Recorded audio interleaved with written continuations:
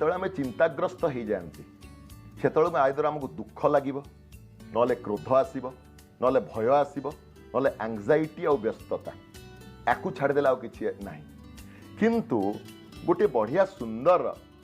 जिनस मुझे बतेबी जोटा मोर गुरुदेव ठार शुणी एव्री इमोशन हाज it's one and corresponding breathing pattern आमर प्रत्येकटी भावना सहित श्वास प्रश्वासर गति जोड़ी होकर रही केमिति जमिति आपण रागी जिबे सेतले श्वास प्रश्वासर गति कौन हम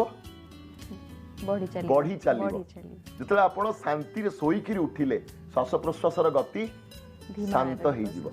जिते आपण दुखी दुख होइजिबे जिते दुखी थिबे सेतले आपण केमिति जीव निश्वासटा